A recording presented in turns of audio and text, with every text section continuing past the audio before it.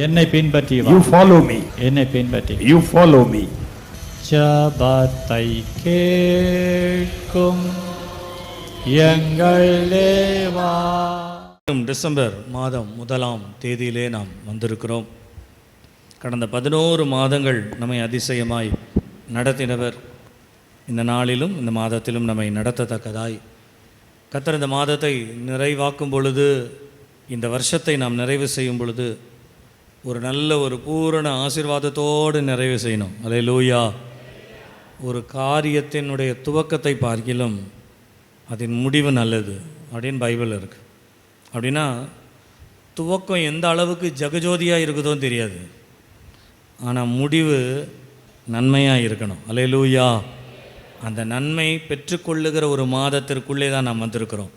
நான் விசுவாசிக்கிறேன் இந்த மாதத்தில் கர்த்தர் நன்மை செய்வார் எனக்கு. அல்லேலூயா. உங்களுக்கு நன்மை செய்வார்னு சத்தமாக அல்லேலூயா சொல்லுங்கள். அவர் செய்வார், ஒரு நாளும் செய்யாமல் விட மாட்டார். நமக்கு செய்யாமல் யாருக்கு செய்ய போகிறார் ஆண்டவர்? கர்த்தருடைய பிள்ளைகளாக இருக்கிற நமக்கு அவரையே நமக்காய் கொடுத்தவர் மற்ற எல்லாவற்றையும் அருளாதிருப்பது எப்படி? அல்லேலூயா, அல்லேலூயா. இந்த காலை நேரத்திலும் என்னோடு கூட நீங்கள் 109ஆம் சங்கீதத்தை நீங்கள் எடுத்துக்கொள்ளுங்கள். 109ஆம் சங்கீதத்தினுடைய 31வது வசனத்தை நான் உங்களுக்காய் வாசிக்கிறேன். 109ஆம் சங்கீதம் 31வது வசனம். ஆக்கினைக்குள்ளாக தீர்க்கிறவர்களின் நின்று எளியவனுடைய ஆத்துமாவை ரட்சிக்கும்படி அவன் வலது பார்சத்திலே நிற்பார். நாம் ஜெபிப்போம். பரிசுத்தமுள்ள நல்ல பிதாவே, உமக்கு ஸ்தோத்திரம். இந்த நாளுக்காய் உமக்கு நன்றி செலுத்துகிறோம். இந்த நாளிலும் இந்த டிசம்பர் மாதம் 1ஆம் தேதியிலும் இந்த மாதத்திற்குரிய தேவ கிருபையை நாங்கள் தியானிக்க நீர் எங்களுக்கு பாராட்டின இரக்கத்திற்காய் நன்றி செலுத்துகிறோம். இந்த வருஷத்தினுடைய ஆரம்பத்தில் எங்களோடு கூட பேசினீர். இந்த வருஷத்திலே அதை நிறைவேற்றும்படியாய் இன்றைக்கும் அதை நீர் எங்களோடு கூட பேசும்படி சித்தம் கொண்ட வார்த்தைகளை நாங்கள் கவனிக்க, அதை ஏற்றுக்கொள்ள, அதன்படி எங்களை ஒப்பு கொடுத்து நடக்க நீர் உதவி செய்யும். இந்த காலை நேரத்திலே உம்முடைய பிள்ளைகள் எத்தனையோ பாரத்தோடு சஞ்சலங்களோடு கூட வந்திருக்கிறார்கள் அப்பா. அந்த பாரம் சஞ்சலம் எல்லாவற்றையும் அறிந்த நீர் அதற்கு உண்டான ஒரு தயவை நீர் பாராட்டும்படியாய் உம்முடைய கரத்தில் ஒப்பு கொடுக்கிறோம். எங்களோடு பேசும், பலப்படுத்தும் இயேசுவின் நாமத்தாவே, ஆமென். கர்த்தருடைய நாமம் மகிமைப்படுவதாக. இந்த வசனத்தை ஆண்டவர் இந்த வருஷத்தினுடைய 1ஆம் தேதியிலே நமக்கு கொடுத்தது உங்களுக்கு ஞாபகம் இருக்கும் என்று நினைக்கிறேன். ஆக்கினைக்குள்ளாய் தீர்க்கிறவர்களின் நின்று எளியவனுடைய ஆத்மாவை ரட்சிக்கும்படி அவன் வலது பார்சத்திலே நிற்பார். கர்த்தருடைய நாமம் மகிமைப்படுவதாக. ஒரு எளியவனை ரட்சிப்பதற்காக ஆண்டவர் எங்கே இருக்கிறார் என்று சொல்லப்படுகிறது. ஒரு எளியவனை ரட்சிக்கும்படியாய் தேவன் அவனுடைய வலது பார்சத்திலே நிற்கிறார். தேவன் தம்முடைய வலது பார்சத்தை குறித்து வேதத்திலே நிறைய சொல்லியிருக்கிறார். அவருடைய வலது பார்சத்திலே நித்திய பேரின்பம் உண்டு என்று சொல்லப்படுகிறது. உன்னுடைய சத்துருவை உன்னுடைய பாதப்படிக்கு நான் கொண்டு வரும் மட்டும் நீர் என்னுடைய வலது பார்சத்திலே இரும் என்று சொல்லப்படுகிற வசனங்கள் எல்லாம் நமக்கு நன்றாய் தெரியும். தேவனுடைய வலது பார்சத்தை பற்றி வேதம் சொல்லுகிறது. அதே நேரத்தில் அவர் நம்முடைய வலது பார்சத்திலே வந்து நிற்கிற ஒரு காரியத்தை குறித்து இந்த இடத்திலே நாம் வாசிக்கின்றோம். நீங்கள் இந்த வசனத்தை ஆரம்பிக்கும் பொழுது சொல்லப்படுகிறது, அக்கினைக்குள்ளாய் தீர்க்கிறவர்களின் நின்று அப்படின்னு சொன்னால் தேவன் ஒரு எளியவனுடைய வலது பார்சத்திற்கு வருகிறார். ஏன் என்று சொன்னால் அவனை சிலர் ஆக்கினைக்குள்ளாய் தீர்க்கிறார்களாம். ஆக்கினைக்குள்ளாய் தீர்க்கிறார்கள் என்று சொல்லும் பொழுது ஏதோ ஒரு தண்டனை, ஏதோ ஒரு காரியத்தை கொடுத்து சீர்படுத்துகிறதல்ல. அதோட ஆக்கினை என்று சொன்னாலே அதோட அந்த கதை முடியுதுன்னு அர்த்தம்.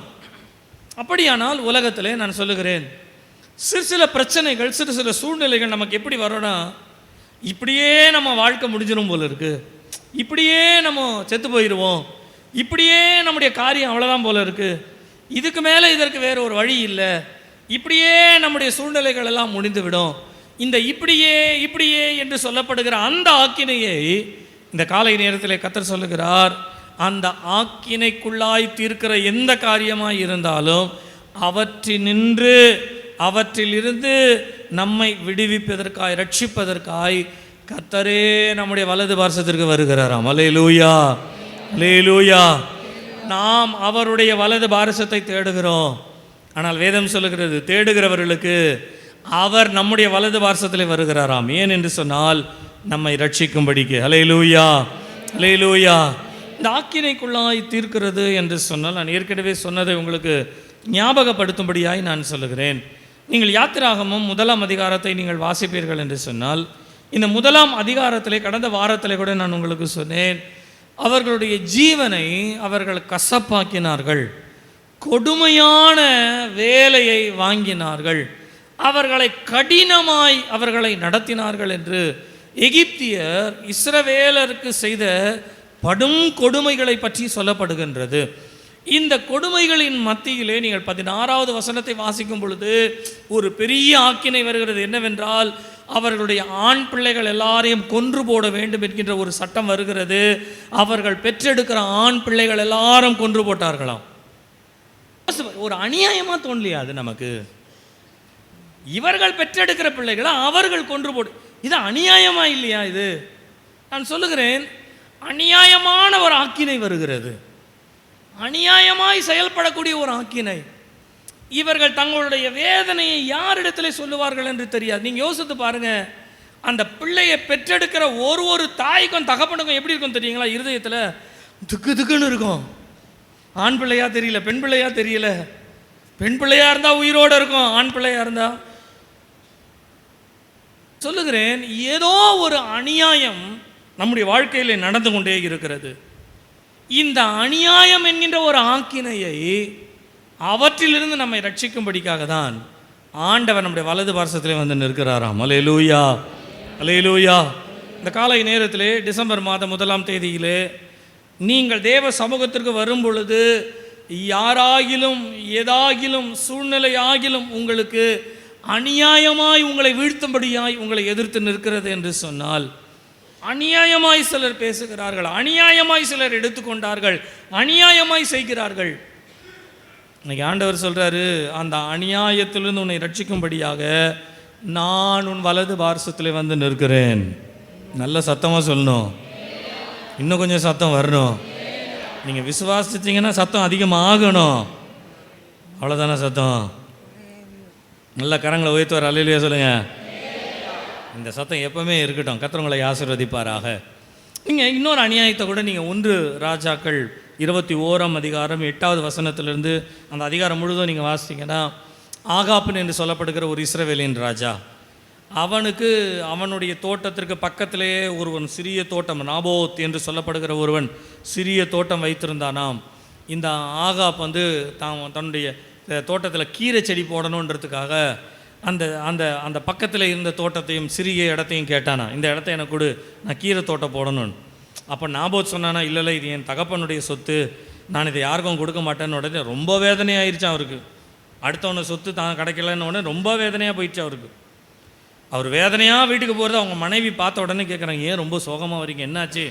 அவர் நடந்த காரியத்தெல்லாம் சொன்னும் போது அவங்க சொன்னாங்களாம், நீ சமாதானத்தோடு போய் சாப்பிடு, சந்தோஷமாக இரு, அந்த தோட்டத்தை உனக்கு கிடைக்கும் அப்படின்னு சொல்லியாச்சு. இந்த அம்மா அதுக்கு என்ன ஐடியா பண்ணாங்கன்னா, ஒரு உபவாசத்தை கூட்ட சொல்லி, அந்த உபவாசத்தில் நாபோத் கர்த்தருக்கு விரோதமாய் பாவம் செய்தான்னு ஒரு ஆளுங்களை கிளப்பி, நாபோத்தை கல்லெறிந்து கொன்று விடுவோம், கொன்று விட்டால் அதை நமக்கு வசமாக மாற்றிக்கொள்ளலாம்னு சொல்லி இவ்வளவும் பிளான் பண்ணி அழகாக செயல்படுத்தி நாபோத்தை கொண்டுடுறாங்க. நீங்கள் யோசிச்சு பாருங்களேன், அது அவனுடையதை இவன் பறிப்பதற்கு அவனுடைய ஜீவனையே எடுக்கிறான். கவனிங்க, நம்முடைய வாழ்க்கையில் சில நேரங்களில் நம்முடைய ஒன்றை ஏதோ ஒரு சிலர் பறித்து கொள்வதற்காக, எடுத்துக்கொள்வதற்காக நம்ம எப்படா சாவோன்னு காத்துட்டு இருக்கிற சிலர் இருக்கிறாங்க. எப்படா இவன் வாழ்க்கை முடியும்னு காத்துட்டு இருக்கிறாங்க. கர்த்தருடைய நாமம் மகிமைப்படுவதாக. இது நாபோத்திற்கு ஏற்பட்ட ஒரு அநீதி. இது அவனுடைய மரணம் என்பது ஒரு அநீதியாய் உண்டானது. அவன் செய்யாத ஒன்றிற்கு தண்டனை அனுபவித்ததாய் ஆக்கினை அடைந்ததாய் இருக்கிறது. இன்றைக்கி நிறைய காரியங்களில் நம்முடைய வாழ்க்கையில் கூட செய்யாத காரியத்துக்கு இன்றைக்கி தண்டனை அனுபவிக்கிற மாதிரி இருக்குது. தவறு செய்யாமலேயே அதனுடைய பாவ சுமைகளை சுமக்கின்றதை போல இன்றைக்கு நிறைய பேர் தங்களுடைய வாழ்க்கையிலே கர்த்தருக்கென்று நான் உண்மையாக இருக்க வேண்டும் என்று நினைக்கிறவர்கள் அநீதியான சுமைகளை சுமந்து கொண்டு இருக்கிறார்கள். இந்த காலை நேரத்தில் கர்த்தர் நம்மோடு பேசுவாராக. அநியாயத்திற்கு பதில் செய்யும்படியாய் நம்முடைய வலது பார்சத்திற்கு வருகிறவர், அநீதிக்கு பதில் செய்யும்படியாய் ஆண்டவர் நம்முடைய வலது பார்சத்திலே வருகிறார். அல்லேலூயா, அல்லேலூயா, அல்லேலூயா. நீங்கள் தானியேலின் புத்தகம் 3ஆம் அதிகாரத்தை வாசிப்பீர்களானால் அதில் ஷாத்ராக், மேஷாக், ஆபேத்நேகோ என்று சொல்லப்படுகிறவர்கள் அக்கினி சூளையிலே தள்ளப்படுகிறார்கள். நீங்கள் அதில் 19-20 வசனத்தை வாசிப்பீர்களானால் ராஜா செய்த பொற்சிலையை வணங்க வேண்டும், இவர்கள் வணங்க முடியாது என்று சொன்னதினாலே ராஜாவுக்கு கோபம் அதிகமாக வந்து இருக்கிற அக்கினி இன்னும் 7 மடங்கு அதிகமாக்குங்க அப்படின்னு இன்னும் 7 மடங்கு அதிகமாக்கி அந்த அக்கினி சூளையிலே அவர்கள் தள்ளப்படுகிறார்கள். அக்கினி சூளைக்குள்ளே அவர்களை தள்ளும்படியாய் போனவன் வாசலண்டையிலேயே செத்து போனான். அந்த அக்கினியினுடைய கனல் தாங்க முடியாமல் அவங்களை கொண்டு போய் தள்ளிவிட்டவன் வாசலே செத்து போனானா. நீங்கள் யோசித்து பாருங்கள், அவர்கள் ஒரு குற்றமும் செய்யவில்லை, ஒரு பாவமும் செய்யவில்லை. ஆனால் சத்துருக்கள், விரோதிகள், அந்நியர்கள் என்ற வார்த்தை என்று சொல்லுகிறனே, இந்த அந்நியர்களாய் விரோதிகளாய் இருக்கிறவர்கள் ஏற்படுத்தின ஒரு சூழ்ச்சி தான் அவர்கள் அக்கினி சூளையிலே தள்ளப்பட்டது. ஆனால் வேதம் சொல்லுகிறது, தேவன் அவர்களோடு கூட இறங்கி நடந்து வந்தாராம். ஆகையினாலே அந்த அக்கினி இவர்களை பட்சிப்பதற்கு பதிலாய் இவர்களை யார் குற்றம் சாட்டினார்களோ அவர்களை பட்சித்து போட்டதாம். அல்லேலூயா, அல்லேலூயா. நான் உங்களுக்கு ஒரு 3 காரியங்களை ஒரு ஆரம்பத்திற்காக நான் சொல்லியிருக்கிறேன். ஆக்கினை என்றால் அநியாயத்தை குறிக்கிறது, ஆக்கினை என்றால் ஒரு அநீதியை குறிக்கிறது, ஆக்கினை என்றால் ஒரு அந்நியன் விரோதியினுடைய விரோதத்தை குறிக்கிறது. இவைகளிலிருந்து ரட்சிக்கும்படியாய் ஆண்டவர் நம்முடைய வலது வாரசத்திலே வந்து நிற்கிறாராம். அல்லேலூயா சொல்லுங்க பார்க்கலாம். அல்லேலூயா. யார் யாருக்கெல்லாம் அநீதியிலிருந்து எனக்கு ஒரு நீதி கிடைக்கணும்னு நினைக்கிறீங்களோ ஒரு அல்லேலூயா சொல்லுங்க பார்க்கலாம். யார் யாரெல்லாம் நான் அநியாயத்தில் இருக்கிறேன் பாஸ்டர், அநியாயமாக என்ன பேசுகிறாங்க, அநியாயமாக சொல்கிறாங்க, அநியாயமான சூழ்நிலையில் இருக்குது, இந்த அநியாயத்திலிருந்து நான் காக்கப்பட வேண்டும் என்று தேவ சமூகத்திற்கு இன்றைக்கு வந்திருக்கிறவர்கள் உங்கள் வலது பார்சத்தில் கர்த்தர் நிற்பார் என்று விசுவாசிப்பீர்களானால் கரங்களை உயர்த்தி ஒரு அல்லேலூயா சொல்லலாம். அது மாத்திரமல்ல, விரோதி, எதிரி, அந்நியன் என்பது எப்பொழுதும் நமக்கு இருக்கிறது. நம்மளை எப்பவுமே விரோதிச்சுட்டு இருக்கிறவங்க, நம்ம எப்படா விழுவோம், எப்படா நமக்கு தீமை நடக்கும்னு நினச்சி நம்மையே பார்த்து கொண்டிருக்கிறவர்களுக்கு முன்பாக ஒரு ஆச்சரியம் நடக்க போகிறது. என்னவென்று சொன்னால், இந்த டிசம்பர் மாதத்தில் ஆண்டவர் நம்மோடு கூட பேசுகிறார். இந்த வருஷத்தில் கர்த்தர் நமக்கு சொன்ன வசனத்தின்படியாகவே அவர் நம்முடைய வலது வருஷத்தில் வந்து நிற்பார். அல்லேலூயா, அல்லேலூயா, அல்லேலூயா. எல்லா அநியாயத்திற்கும், அநீதிக்கும், அந்நியருக்கும் நீங்களாக்கி ரட்சிக்கும்படியாய், மீட்டெடுக்கும்படியாய் தேவன் நம்முடைய வலது பார்சத்தில் வந்து நிற்பார். அல்லேலூயா. நல்ல கரங்களை தட்டி கர்த்தரை சோதரிப்போம். நாமும் மகிமைப்படுவதாக. ஆண்டவர் நம்முடைய வலது பாரிசத்தில் வந்து நிற்பார் என்று சொன்னால், நம்மிடத்திலே காணப்படுகிற ஏதோ ஒரு அநீதியை எடுத்து, அநியாயத்தை எடுத்து, அல்லது ஒரே வார்த்தையில் சொல்லுகிறேன், நம்மை ஆக்கினைக்குள்ளாய் தீர்த்து நம்முடைய கதையை முடிக்க வேண்டும் என்று நினைக்கின்ற ஒரு ஆக்கினையிலிருந்து நம்மை ரட்சிக்கும்படியாய் ஆண்டவர் நம்முடைய வலது பார்சத்தில் வந்து நிற்கிறாராம். நீங்கள் 16ஆம் சங்கீதம் 8வது வசனத்தை வாசிப்பீர்களானால் இப்படியாய் எழுதப்பட்டிருக்கிறது, கர்த்தருடைய வலது பார்சத்தில் இருக்கிறபடியினால் நான் அசைக்கப்படுவதில்லை.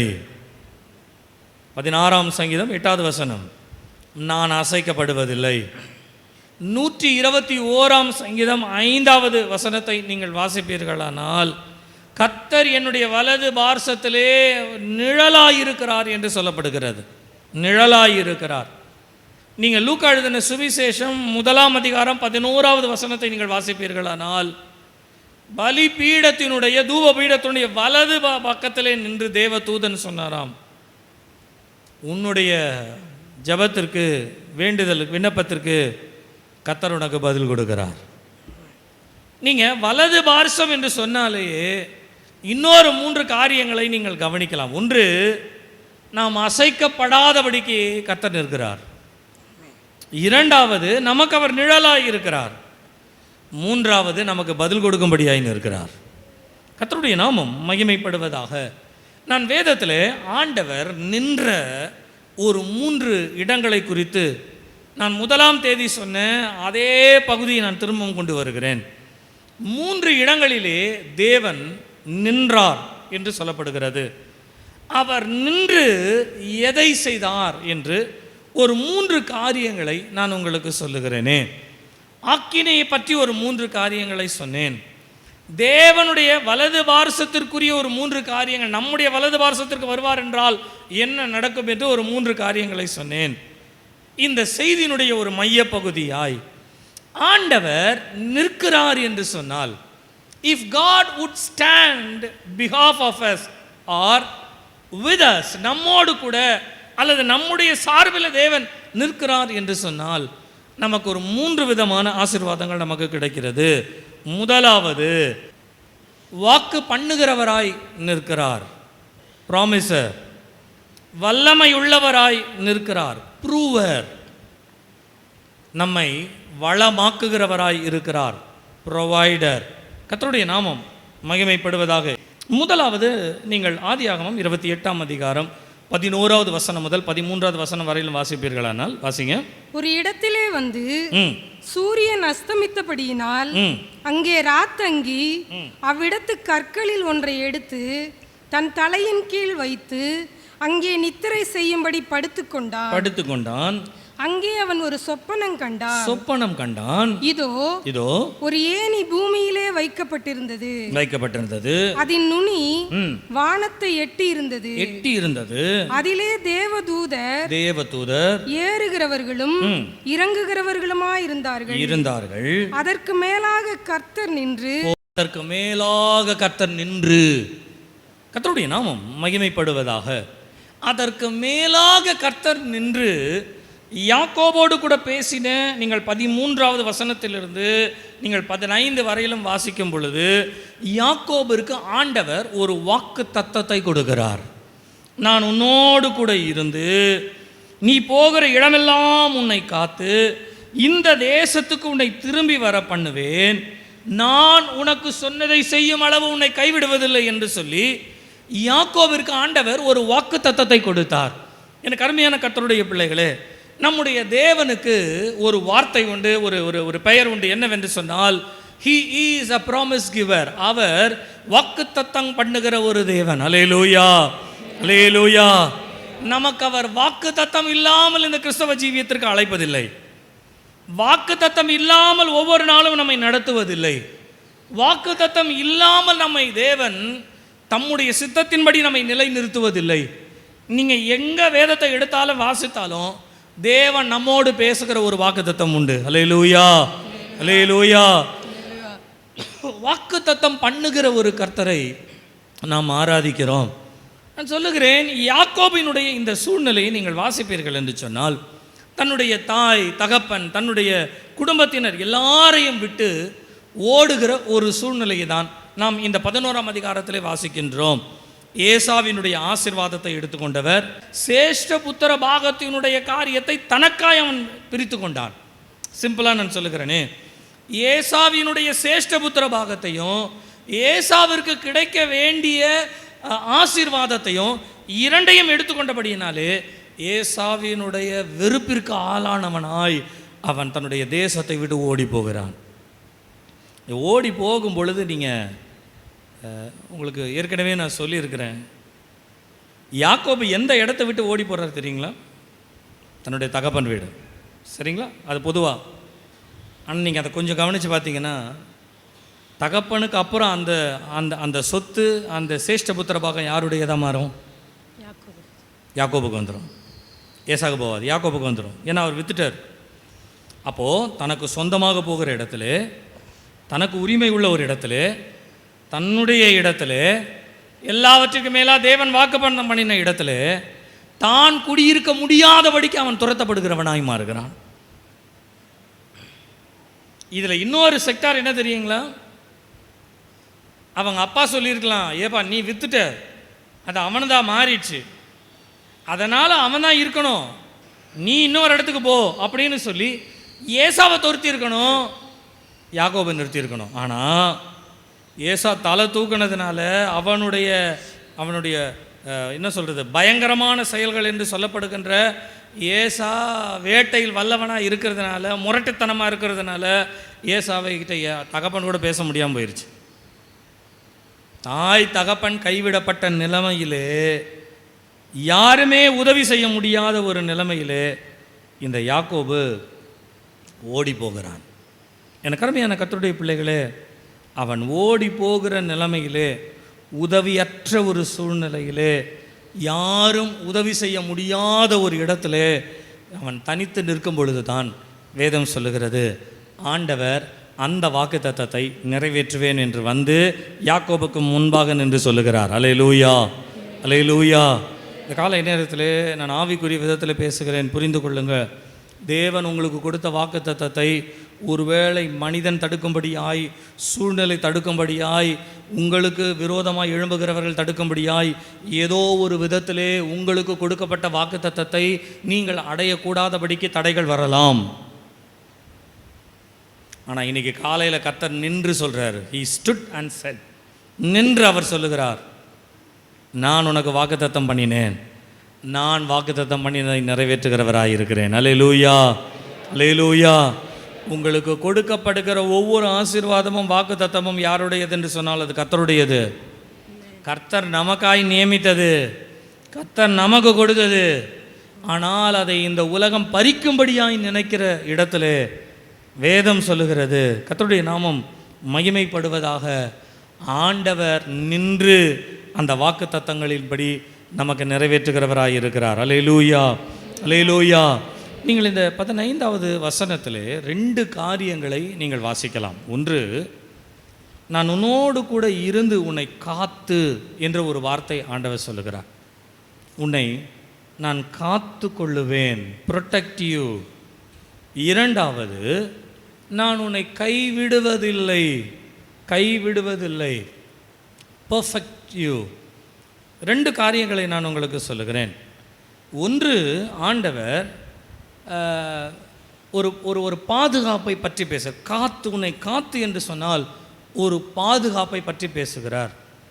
உன்னை கைவிட மாட்டேன் என்று சொல்லும் பொழுது ஒரு நிறைவேறுதலை, பெர்ஃபெக்ஷனை பற்றி ஆண்டவர் பேசுகிறார். நிறைவேறுதலை, உன்னுடைய வாழ்க்கையில் எதை நான் நிறைவேற்ற வேண்டுமோ அதை நிறைவேற்றுகிற வரையில் நான் உன்னை கைவிட மாட்டேன் என்று ஒரு சரியான ஒரு வாக்குத்தத்தத்தை தேவன் கொடுக்கிறார். எனக்கு அருமையான கர்த்தருடைய பிள்ளைகளே, இந்த காலை நேரத்தில் சொல்லுகிறேன், தேவனுடைய வாக்குத்தத்தத்திற்கு ஒருவேளை இந்த உலகத்திலே அநேக தடைகள் நமக்கு வரலாம், விரோதங்கள் வரலாம், ஒருவேளை நமக்கு விரோதமாய் எழுப்பப்படுகிற சில சூழ்நிலைகள் வரலாம்.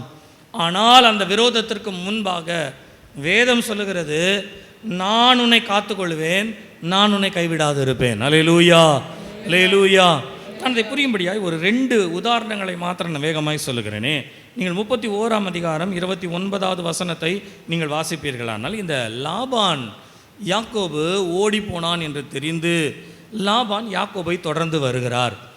அவர் யாக்கோபை சந்திக்க போகிற முந்தின ராத்திரியிலே நடந்த ஒரு சம்பவத்தை லாபானே யாக்கோபின் இடத்திலே சொல்லுகிறார். என்ன சொல்லுகிறார் என்று சொன்னால் வாசிங்க. உங்களுக்கு பொல்லாப்பு செய்ய எனக்கு வல்லமை உண்டு, உங்களுக்கு பொல்லாப்பு செய்ய எனக்கு வல்லமை உண்டு, ஆகிலும் உங்கள் தகப்பனுடைய தேவன், நீ யாக்கோபுடைய நன்மையே அன்றி, யாக்கோபின் இடத்திலே நன்மையே அன்றி தீமை ஒன்றும் பேசாதபடிக்கு எச்சரிக்கையாயிரு. யார் எச்சரிச்சா? தேவன். சொல்லுங்க, யார் எச்சரிச்சா? தேவன். தேவன் யாரை? யாருக்காக? யாக்கோபுக்கு. அப்படின்னா இந்த லாபான் சொல்ற இந்த ஸ்டேட்மெண்ட்டை வாசிங்கன்னா, ஏதோ ஒரு தீமை செய்யறதுக்காகவே அவர் வந்தாருன்னு அர்த்தம். யாக்கோபை சும்மா விடக்கூடாது. அப்படின்னு நினச்சி வந்திருப்பாரோ, அல்லது அவனை அடிமையாய் கொண்டு போகணும்னு நினச்சி வந்தாரோ, அல்லது அவனை மாத்திரம் துரத்தி விட்டுட்டு பிள்ளைகள் எல்லாரையும் கொண்டு வரணும்னு நினச்சாரோ தெரியலை. எனக்கு தெரிஞ்சு நான் இப்படி யோசிக்கிறேன், யாக்கோபை எப்படி ஆகிலும் அடிமையாக்கி தான் கொண்டு போகணும்னு நினச்சிருப்பார். ஏன் அப்படின்னா யாக்கோபை கொண்டு தம்ம ஆசீர்வதிக்கப்படுறாருல, அதனால் யாக்கோபு தனக்கு வேணுன்றதுக்கு அவனை எப்படியாகிலும் அடிமையாக்கி கொண்டு போகலாம். இதை யாக்கோபு நீங்கள் அதே அதிகாரத்தில் வாசிங்கன்னா ரொம்ப அருமையாய் அவர் சொல்லுகிறார். 42வது வசனத்தை வாசிங்க. என் பிதாவின் தேவனாகிய ஆபிரகாமின் தேவனும் ஈசாக்கின் பயபக்திக்குரியவரும் என்னோடு இராமற் போனால் நீர் இப்பொழுது என்னை வெறுமையாய் அனுப்பிவிட்டு. என்னை வெறுமை அப்படின்னா யாக்கோபு எனக்கு வேணும், ஆனா யாக்கோபு வெறுமையாவே இருக்கணும். அல்லேலூயா. நான் இப்படி கேட்டால் உங்களுக்கு கொஞ்சம் புரியும் அப்படின்னு நினைக்கிறேன். இந்த மாதம் ஆரம்பத்தில் மாத சம்பளம்னு வாங்குவோம் இல்லைங்களா, எவ்வளோ வாங்கணும் அப்படி யோசிச்சு பாருங்க. எவ்வளோ வாங்கணும்னு யோசிச்சு பாருங்க.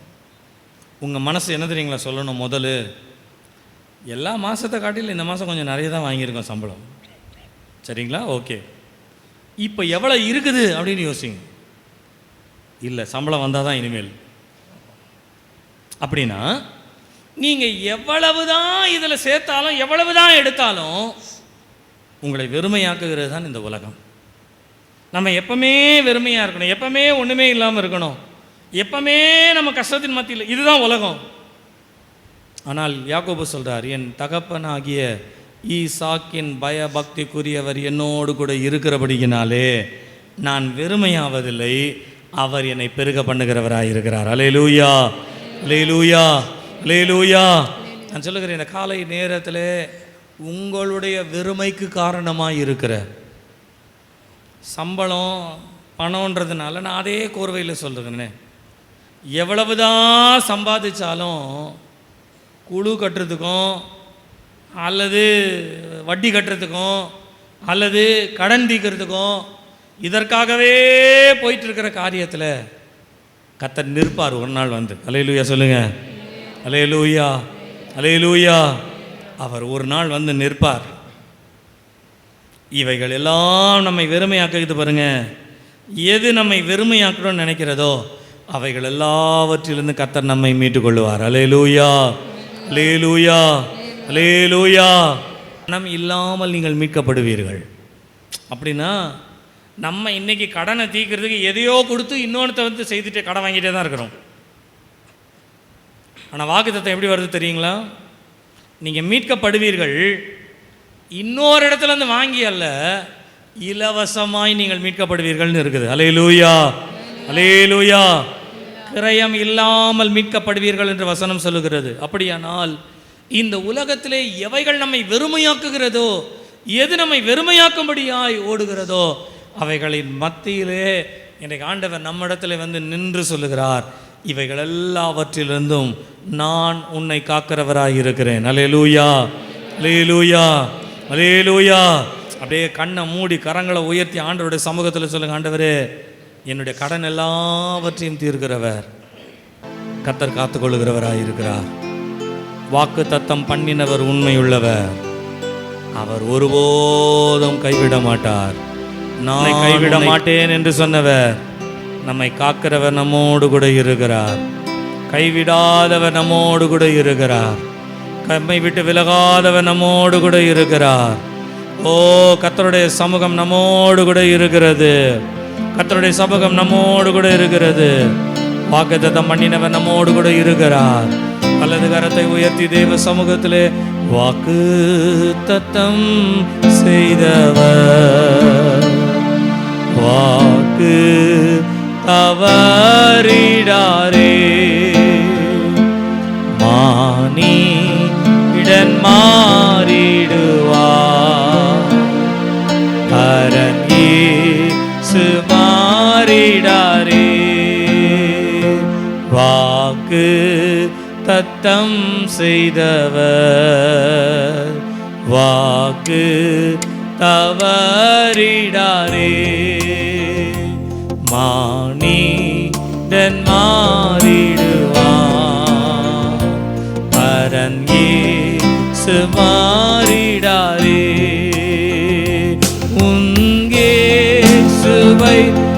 அண்டிக்குள் அண்டிக்குள் உன்னேசர் பாதம் தேடிக்குள் தேடிக்குள் உன்னே தம் கண்ணை வைத்து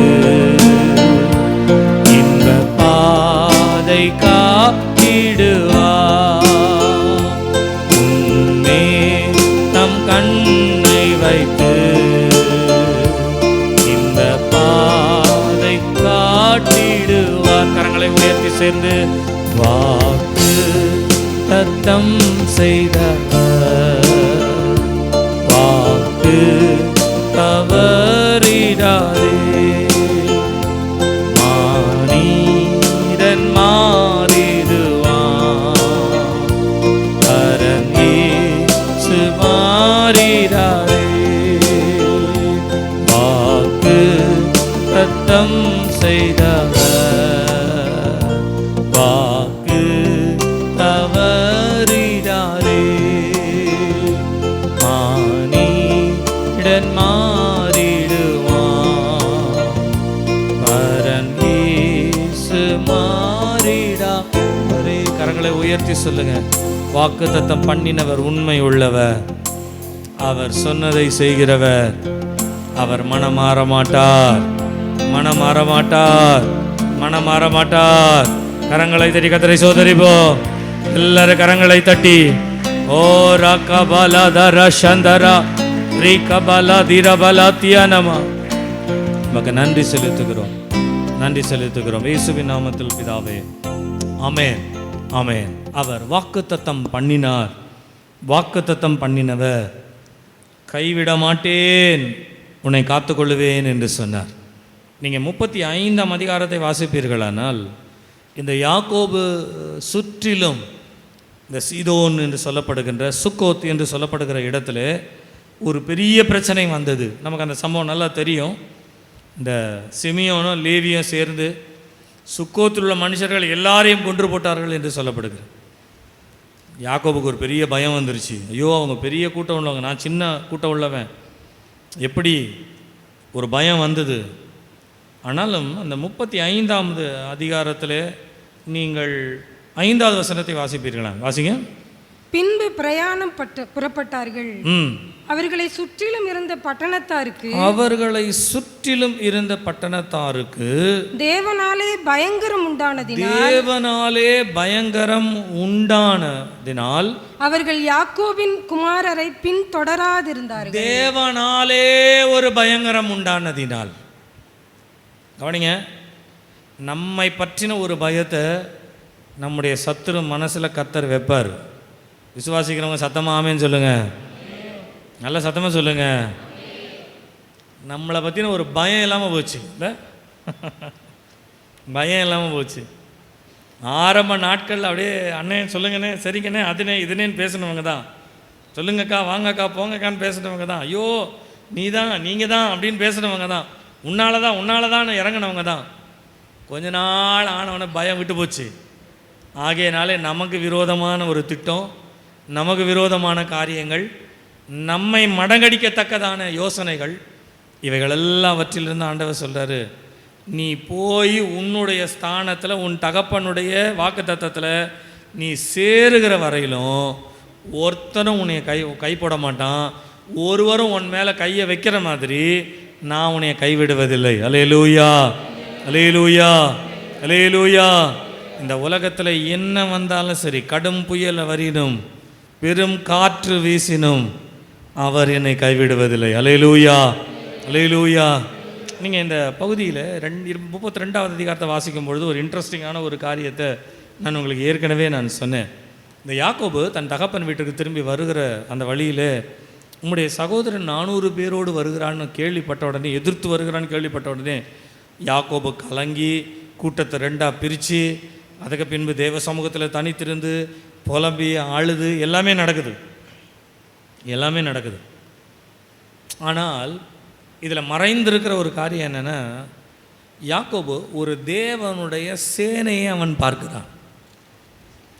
இந்த சேனை யாக்கோபோடு கூட பேசும் பொழுது யாக்கோபு அவர்களை கண்டபோது, 2வது வசனம் சொல்லுகிறது, இது தேவனுடைய சேனை என்று சொல்லி அந்த ஸ்தலத்திற்கு மக்னாயிம் என்ற ஒரு பெயரிட்டான் என்று சொல்ல தேவனுடைய சேனை. ஏற்கனவே உங்களுக்கு சொல்லியிருக்கேன், இந்த சேனை யாக்கோபுக்கு முன்னால் போது ஏசா வராரு, ஏசாவை சந்திக்குது. ஏசா பயந்து திகைச்சு போயிடுறார். அவர் 400 பேரோடு வர்றாரு. இது பெரிய சேனை. இது ஏசா கேட்குறாரு, நீங்களாம் யாருப்பா, எங்கேருந்துப்பா வரீங்க அப்படின்னு கேட்கும் பொழுது அவங்க சொல்கிறாங்க, நாங்கள் யாக்கோபினுடைய சேனை. மிரண்டு போயிடுறார் ஏசா. மிரண்டு போய் யாக்கோபை சந்திக்கும் பொழுது எதிரிட்டு வந்தவன் யாக்கோபை கட்டி பிடிச்சி முத்தம் கொடுத்தானா. நீங்கள் யோசித்து பாருங்கள், நமக்கு விரோதமாக எழும்புகிறவனை, நான் இப்படி இந்த வார்த்தையை சொல்கிறேன், நீங்கள் புரிஞ்சுக்கங்க, நம்மை பயமுறுத்தினவர்களை பயப்படுத்துகிற ஒரு தேவன் அவர். ஆமென் சொல்லுங்க. நமக்கு விரோதமாக இருக்கிறவர்களுக்கு விரோதமாக இருக்கிற தேவன். நம்மை வெறுமை ஆக்குகிறவர்களை வெறுமை ஆக்கி போடுகிற ஒரு தேவன். அல்லேலூயா, அல்லேலூயா. நான் உன்னோடு கூட இருந்து உன்னை காத்து என்று சொல்வது மாத்திரமல்ல, நான் உன்னை கைவிட மாட்டேன் யாக்கோபே. அது யார் உன்னை எதிர்த்து வந்தாலும் சரி, யார் உனக்கு விரோதமாய் வந்தாலும் சரி, ஒருவரும் உனக்கு விரோதமாய் வராதபடிக்கு நான் உன்னை காத்து கொள்ளுகிறவராய் இருக்கிறேன். அல்லேலூயா, அல்லேலூயா. ஆண்டவர் நம்மை கைவிடுவதில்லை. எத்தனை பேர் விசுவாசிக்கிறீங்க? சத்தத்தை உயர்த்தி சொல்லுங்க, கர்த்தர் என்ன கைவிட மாட்டார்னு சொல்லுங்க. வலது கரத்தை இருதயத்தில் வச்சு சொல்லுங்க, கர்த்தர் என்ன கைவிட மாட்டார். டாக்டர் கைவிடலாம், வக்கீல் கைவிடலாம், போலீஸ் கைவிடலாம், உறவினர்கள் கைவிடலாம், உனக்காக நான் இருக்கிறேன் அப்படின்னு பேசினவங்களாம் கைவிடலாம். ஆனால் இன்னைக்கு காலையில் வாக்குத்தத்தம் பண்ணினவர் சொல்கிறாரு, நான் உன்னைய கைவிட மாட்டேன். அல்லேலூயா, அல்லேலூயா. எத்தனை பேர் உண்மையாக சொல்வீங்க, இயேசு என்னை கைவிட மாட்டார்? முதலாவதாக வாக்குத்தத்தம் பண்ணினவர் நம்மை காத்துக்கொள்வார். He will protect you. வாக்குத்தத்தம் பண்ணினவர் அவர் நினைத்ததை நிறைவேற்றும் அளவு நம்மை கைவிட மாட்டார். அல்லேலூயா, அல்லேலூயா, அல்லேலூயா.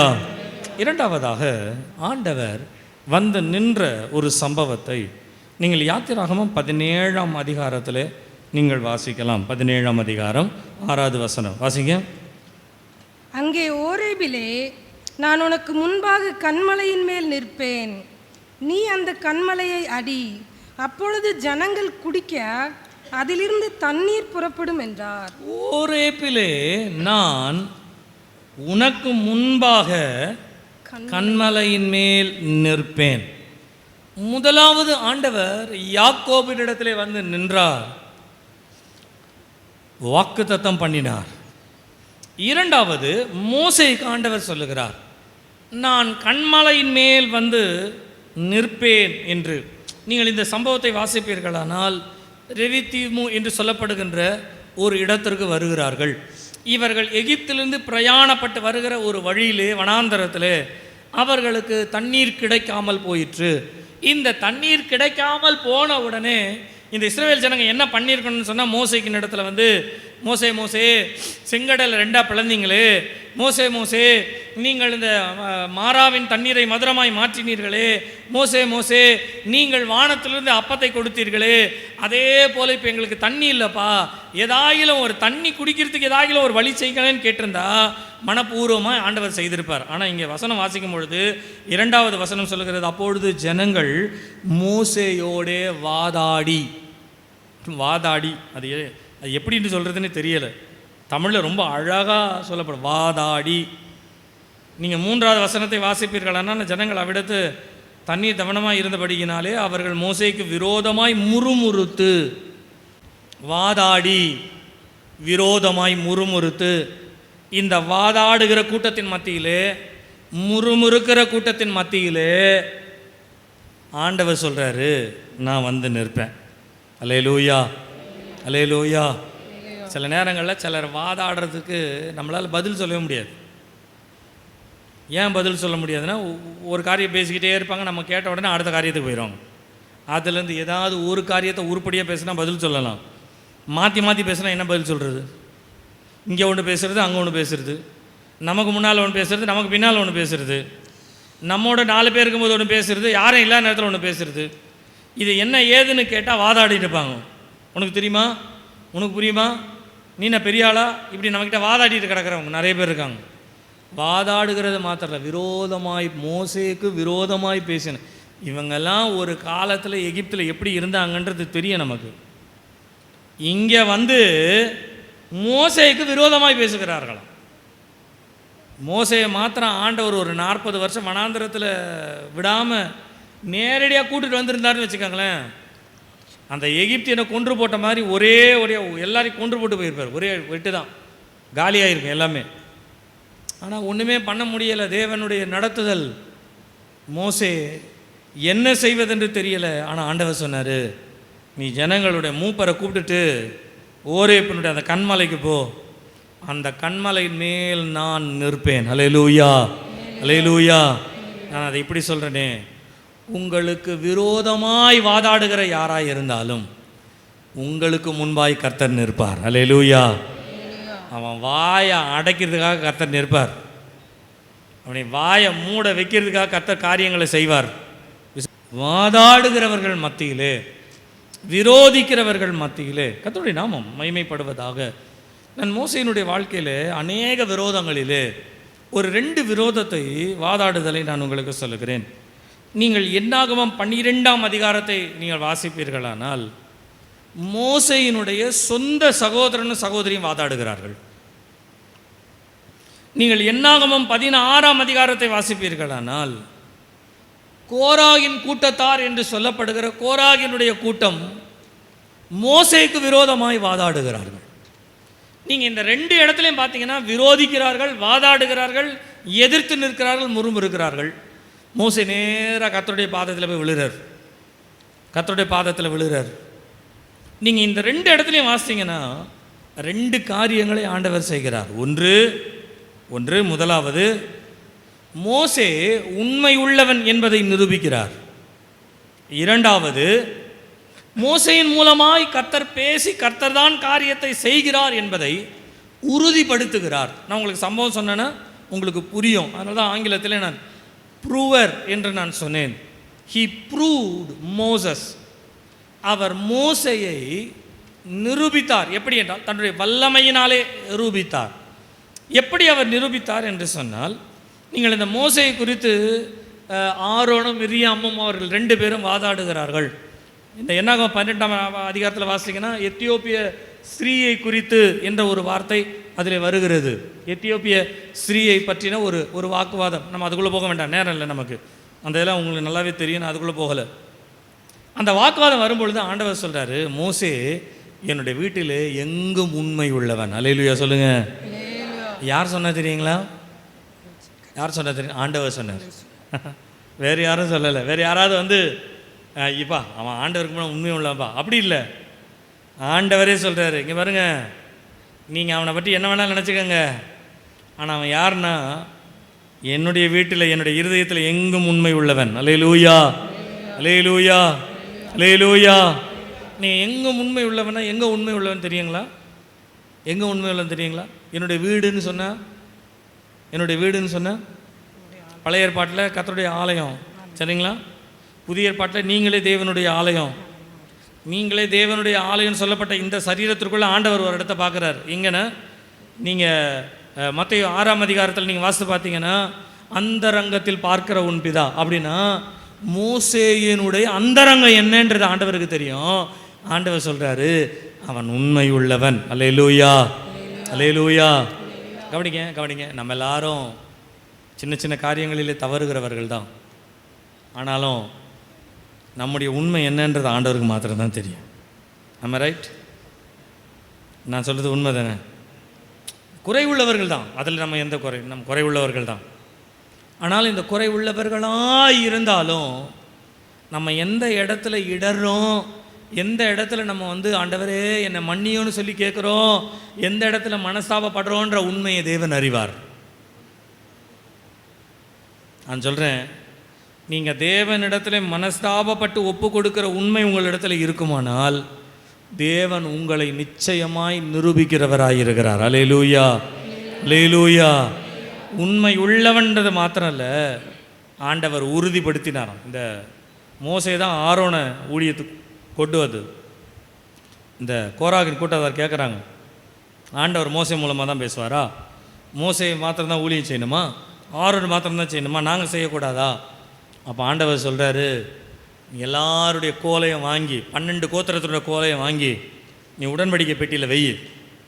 அந்த உடன்படிக்கை பெட்டியில் யாருடைய கோல் துளிர்த்து வருகிறதோ அவனை நான் அங்கீகரித்தேன். எல்லா 12 கோலையும் வாங்கி பெட்டியில் வைக்கிறார். இரவு முடிஞ்சு மறுநாள் காலையில் எழுந்து பார்க்குறாங்க. திறந்து பார்த்தா ஆரோனுடைய கோல் பூத்து துளிர்த்து தளிர்த்து வாதுமை பழங்களையும் கொடுத்தது. நான் தான் மோசேகிட்ட பேசுகிறேன் அப்படின்றத கர்த்தர் உறுதிப்படுத்துகிறார். அல்லேலூயா, அல்லேலூயா. நான் அது இப்படி சொல்கிறேனே, நான் தான் என் மகனோட கூட இருக்கிறேன்றத நம்மை சுற்றிலும் இருக்கிறவர்களுக்கு தேவன் உறுதிப்படுத்தணும். ஆமென் சொல்லுங்கள். நல்ல கரங்களை உயர்த்தி ஒரு அல்லேலூயா சொல்லுங்கள். அல்லேலூயா, அல்லேலூயா, அல்லேலூயா. மோசே உண்மை உள்ளவன் என்பதை நிரூபித்தார். மோசேயோடு நான் இருக்கிறேன் என்பதை தேவன் உறுதிப்படுத்தினார். நீங்கள் அதற்கு எதிர்த்து பேசுகிறவங்க வாய்ங்க எல்லாத்தையும் தேவன் அடைச்சார். இன்றைக்கு விரோதமாய் வியாக்கியானம் பண்ணுகிற அல்லது நம்மோடு விவாதம் பண்ணுகிற யாராக இருந்தாலும் சரி, தேவனுடைய கரம் நம்மோடு இருக்கிறது என்பதை தேவன் உறுதிப்படுத்துகிறவராக இருக்கிறார். அல்லேலூயா, அல்லேலூயா. சில நேரங்களில் நம்ம அடி கண்ணை மூடிட்டு வெட்கப்பட்டு போகிற மாதிரி இருக்கும்ல. சில சூழ்நிலைகள்லாம் வரும் பொழுது நம்மளால் பேச முடியாது. அவங்க தேவனை அறியாதவங்களாக இருப்பாங்க. அவங்க பேசுகிற காரியங்கள்லாம் சொல்கிற, உங்கள் ஆண்டவர் சொன்னாரோ, உங்கள் ஆண்டவர் உங்க கூட இருக்கிறாரோ, பாத்திரலாம் என்ன பண்ணிடுவாருன்ட்டு, பாத்திரலாம் என்ன செய்கிறாருன்ட்டு நம்மோட வாதாடிக்கிட்டே இருப்பாங்க. நம்ம சும்மா இருந்தால் கூட எதையாகிலும் வார்த்தையை நம்மக்கிட்டேருந்து கிளப்பிக்கிட்டே இருப்பாங்க. நீங்கள் கவனிங்க, அந்த மாதிரி கிளப்பும் போது நீங்கள் பேசிடாதீங்க. ஏன் அப்படின்னா, ஆண்டவர் ஒரு சம்பட்டியை தூக்கிட்டு வருவார் அடிக்கிறதுக்கு. அவர் வர நேரத்தில் நீங்கள் பேசிட்டீங்கன்னு வச்சுக்கோங்களேன், உனக்கு பொறுமை வரலையா அப்படின்னு வச்சுடுவார் கீழே. நம்முடைய சத்துருக்களை வாயை அடைக்கிறதுக்கு ஆண்டவர் எழும்புற நேரத்தில் நம்ம வாயை திறந்துட்டோம்னா கதை கந்தலாக போயிடும். அதனால் நம்ம சும்மா இருப்போம், நமக்காக அவர் வாதாடுவார். அல்லேலூயா, அல்லேலூயா. நம்முடைய வழக்கை அவர் வாதாடுவார் அப்படின்னு பைபிளில் இருக்குது. நம்முடைய வழக்கை அவர் வாதாடுவாராம். ஏன் தெரியுங்களா? நம்ம இடத்துல உண்மை இருக்குதுன்னு நிரூபிப்பார். நம்மோடு கூட கர்த்தர் இருக்கிறார் என்ற உறுதியை கர்த்தர் நமக்கு கொடுப்பார். அல்லேலூயா, அல்லேலூயா. சில நேரங்களில் நம்ம உண்மையை பேசுகிறா கூட எடுத்துக்க மாட்டுறாங்களே, நம்ப மாட்டுறாங்களே. நம்ம வீட்டில் இருக்கவங்களே சில நம்ப மாட்டாங்க. உண்மையை தான் சொல்கிறேன்னு சொன்னாலும் அதை நம்ப மாட்டாங்க. அடவா, உங்களுக்கு வேறு வேலையே கிடையாது, எதை பார்த்தாலும் எதையாலும் சொல்லிகிட்டே கிடப்பீங்க. ஏன் அப்படின்னா, நம்ம உண்மையை பேசுவோம், சில நேரங்களில் நம்ம சின்ன சின்ன காரியங்களை தவறிடுவோம். அப்போ அந்த தவறுதல் வரும் பொழுது கேட்குறவங்களுக்கு எப்படி தோணுன்னா, உங்ககிட்ட ஆண்டவர் பேச, சும்மா போய் வேலையை பாருங்கள், வேறு யாருக்கிட்டையாவது போய் சொல்லுங்கள் அப்படின்னு சொல்லுங்க. நான் உங்கள் அப்பா கிட்ட சொல்கிறேன் அப்படின்னு சொல்லுங்களேன். உங்கள் மனைவி கிட்ட, உங்கள் அப்பா கிட்ட சொல்கிறேன். எங்கள் அப்பா நம்புவார், ஆனால் நான் நம்ப மாட்டேன். எங்கள் அம்மா நம்புவாங்க, நான் நம்ப மாட்டேன். கர்த்தர் உங்களோடு கூட பேசுவாராக. கர்த்தர் உங்களோடு சொன்னதை அவர் உறுதிப்படுத்துவார். அல்லேலூயா, அல்லேலூயா. அவர் என்னை காண்கிற தேவன், என்னை நிரூபிப்பார். எத்தனை பேர் உங்களுடைய உண்மையை நிரூபிக்க முடியாமல் இருக்கிறீங்களோ? உங்களுடைய உண்மையை தேவன் அறிந்திருக்கிறார். ஆனால் உலகத்திலே உங்களுக்கு விரோதமாய் வாதாடுகிறவர்களுக்கு முன்பாய் உங்களை நிரூபிக்க முடியாமல் இருக்கலாம். இந்த காலை நேரத்தில் கர்த்தர் உங்களோடு பேசுவாராக. நான் நிரூபிக்கிறவராய் இருக்கிறேன். அல்லேலூயா, அல்லேலூயா. அவர் வல்லமை உள்ளவர். அல்லேலூயா. எத்தனை பேர் விசுவாசிக்கிறீங்க? அவர் வல்லமை உள்ளவர், அவர் நிரூபிப்பார், அவர் அதை நிரூபிப்பார். கரங்களை தட்டி கர்த்தரை சோதரிப்போ. எல்லாரும் கரங்களை தட்டி. கடைசியாக ஆண்டவர் வந்து நின்ற இடம், அவர் யாக்கோபினிடத்திலே வந்து நின்றார். வாக்கு தத்தம் பண்ணுகிறவராய். அவர் மோசேயினிடத்திலே வந்து நின்றார், வல்லமையை நிரூபிக்கிறவராய். மூன்றாவதாக நீங்கள் யோவான் எழுதின சுவிசேஷம் 21ஆம் அதிகாரத்திலே 4வது வசனத்தை நீங்கள் வாசிப்பீர்களானால் வாசிங்க. விடியற்காலமான போது இயேசு கரையிலே நின்றார். போதும். இந்த சம்பவம் நமக்கு நல்லா தெரியும். சீஷர்கள் எல்லாரும் பசி எடுத்துருச்சு, சாப்பிட்ணும், வேறு வழி இல்லை. ஆகையினால பேதுரு சொன்னார், நான் மீன் பிடிக்க போகிறேன். மற்ற சீஷர்களும் சொன்னாங்க, நானும் உன்னோடு கூட வருகிறோம். எல்லாம் மீன் பிடிச்சிட்டு இருக்காங்க, ராத்திரி முழிச்ச மீன். விடியற் காலையில் ஆண்டவர் வந்து நிற்கிறார் கரையில். ஒரு அல்லேலூயா சொல்லுங்கள் பார்க்கலாம். முழுதும் பிரயாசப்பட்டுட்டாங்க, ஒன்றுமே இல்லை. காலையில் வந்து நிற்கிறார். நான் அது இப்படி சொல்லிட்டாங்களா? ராத்திரியெல்லாம் கஷ்டப்பட்டாங்க அப்படின்னா உங்களுடைய சொந்த பலத்தை வச்சு இது வரைக்கும் நீங்கள் ராத்திரியெல்லாம் கஷ்டப்பட்டுட்டீங்க, எல்லாம் நைட்டாக போயிடுச்சு. ஆனால் அந்த நைட்டு முடியறதுக்கு முன்னால் அது விடியற் காலையில் இயேசு வந்து நிற்கிறார். அல்லேலூயா, அல்லேலூயா. இது வரைக்கும் நீ உன்னுடைய பிளான் படி போனப்பா, இப்போ நான் சொல்கிறேன், நீ கேளு. நான் சொல்கிறபடி நீ கேட்டினா என்ன நடக்கும்னு சொன்னால், ஆண்டவர் உங்கள் வலைகளை வலது பக்கத்திலே போடுங்கள் என்று சொன்னார். வலது பக்கத்திலே போடுங்கள் என்று சொன்னால் ஒரு கால்குலேஷனில் இப்படி சொல்லப்படுகிறது. நீங்கள் 8வது வசனத்தை வாசிங்கன்னா வாசிங்க. மற்ற சீஷர்கள் கரைக்கு ஏறக்குறைய 200 முழம் தூரத்தில் இருந்தபடியினால் 200 முழ தூரத்தில் இருந்தபடியினால் அப்படின்னா 200 முழனா எவ்வளோ? 90 மீட்டர்ஸ்னு வருது. Sorry, metre. 90 மீட்டர் அப்படின்னா குறைஞ்சபட்சம் 1 கிலோமீட்டர், அவ்வளோதான். சரிங்களா? 1 கிலோமீட்டர். ஒரு கிலோமீட்டர் தூரத்தில் ஆண்டவர் இங்கேருந்து பேசுகிறார். ஒரு கிலோமீட்டர் தூரத்தில் சத்தமாக பேச முடியும்ல. வலது பக்கம் போடுங்க வலையன்றார். வலது பக்கம் போட்ட உடனே வேதம் சொல்லுகிறது 153 மீன்கள் அப்படின்னு சொன்னீங்களா? பரவாயில்ல. பெரிய மீன்கள். பெரிய மீன் எங்கே இருக்கும்? கடலினுடைய ஆழத்தில் இருக்கும். அதாவது மீன் பிடிக்கிறவங்களுக்கு தெரியும், பகல் முழுதும் மீன் என்ன பண்ணுமா? ஆழத்தில் இருக்கும். ராத்திரி நேரங்களில் அந்த ஆழத்துலேருந்து மேலே வருமா, அது வந்துட்டு போகுமா. அது அந்த மேலே வந்துட்டு போகிற நேரத்தில் தான் ராத்திரியில் போய் மீன் பிடிச்சிட்டு வருவாங்க. ராத்திரியே முடிஞ்சு போச்சு, நேரமாக முடிஞ்சு போச்சு. எங்கே இருக்கணுமோ அந்த ஆழத்துலேயும் இல்லை, கரைக்க வந்தாச்சு. 1 மீட்டர் ஒரு கிலோமீட்டர் தூரத்தில் தான் இருக்காங்க. எதுக்குமே சாத்தியம் கிடையாது. ஆனால் இயேசு சொன்னபடி செய்தபடியினாலே 153 பெரிய மீன்களை பிடித்தார்களாம். அல்லேலூயா சொல்லுங்க. நீங்கள் என்னதான் பிரயத்தனம் பண்ணாலும் நடக்காத ஒரு காரியம் இயேசு சொல்கிற மாதிரி செய்யுங்க, நடக்கும். ஆமென். அல்லேலூயா, அல்லேலூயா, அல்லேலூயா. நான் ஒரு 2 காரியங்களை இந்த இடத்துல சொல்லி நான் முடிக்கிறேன். 10 நிமிஷம் இருக்குது. 2 காரியம் சொல்கிறேன். முதலாவது, நீங்கள் இந்த பகுதியை வாசிங்கன்னா ஒரு ஆச்சரியமான ஒரு காரியம். 153 பெரிய மீன்களை அவர்கள் பிடித்தார்கள்னு இருக்குது. 11வது வசனம் சொல்லுகிறது. 12வது வசனம் வாசிங்க. இயேசு அவர்களை நோக்கி வாருங்கள், போஜனம் பண்ணுங்கள் என்றார். அவரை கர்த்தர் என்று சீசர்கள் அறிந்தபடியினால் அவர்களில் ஒருவனும் நீர் யார் என்று கேட்க துணியவில்லை. அப்பொழுது இயேசு வந்து அப்பத்தையும் மீனையும், இந்த அப்பம் எங்கிருந்து வந்தது, இந்த மீன் எங்கிருந்து வந்ததுன்னு தெரியாது. 153 பெரிய மீன்களிலே ஒரே ஒரு மீனை கொண்டு வந்து அதை அவர்கள் வறுத்தார்கள் சொல்லப்படலை. கவனிங்க.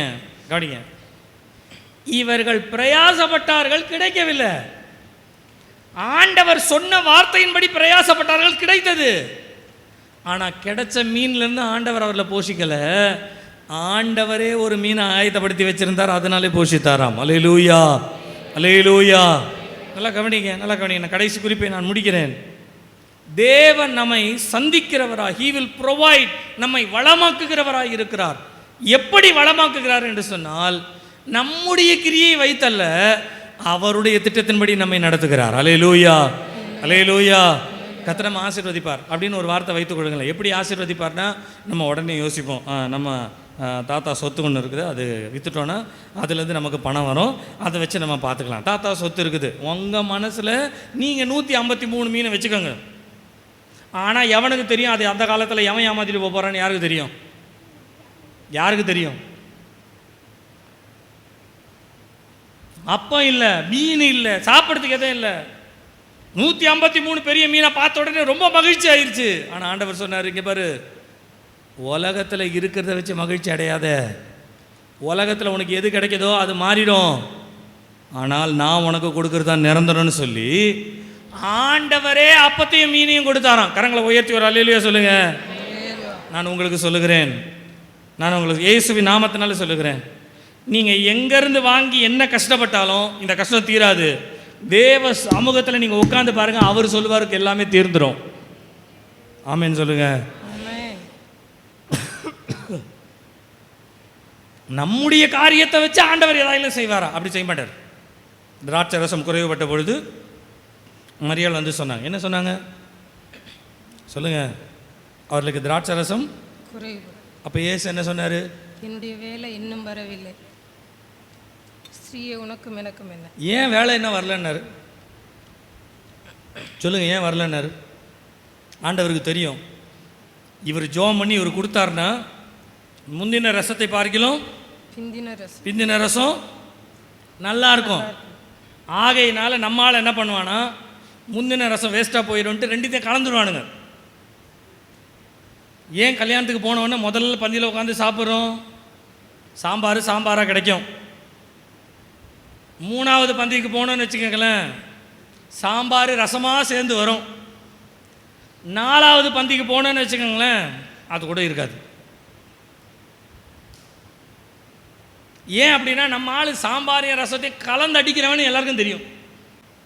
ஆண்டவர் தன்னுடைய கிரியையை உலகத்தோடு சேர்த்து வைக்க மாட்டார். எப்பவுமே தன்னுடைய கிரியை தனித்து தான் செய்வார். உலகத்துலேருந்து எதையாயில வாங்கிட்டு இதுதான் ஆண்டவர் செயல், இதுதான் அப்படிலாம் கிடையாது. நீங்கள் உட்காந்து பாருங்கள், ஆண்டவர் பாதத்தில் உட்காந்து பாருங்கள், அவர் செய்கிறாரா இல்லையான்னு பாருங்கள், அவர் கொடுக்குறாரா இல்லையான்னு பாருங்கள். நான் சொல்லுகிறேன், கிழக்கிலிருந்தும் மேற்கிலிருந்தும் வடக்கிலிருந்தும் தெற்கிலிருந்தும் அல்ல, ஒத்தாசை நமக்கு பரத்திலிருந்து வரும். அல்லேலூயா, அல்லேலூயா. அவர் மீனை மாத்திரம் கொடுக்கவில்லை. நீங்கள் அந்த 21ஆம் அதிகாரத்தினுடைய 19வது வசனத்தை வாசிப்பீர்களானால், பேதுருவுக்கு தம்முடைய மகிமையையும் அவர் கொடுத்தாராம். வாசிங்க, 19 வாசிங்க. இன்ன விதமான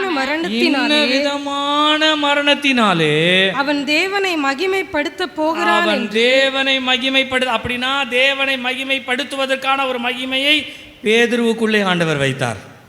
மீனையும் கொடுத்தாரு, சொல்லுங்க, மகிமையும் கொடுத்தார்.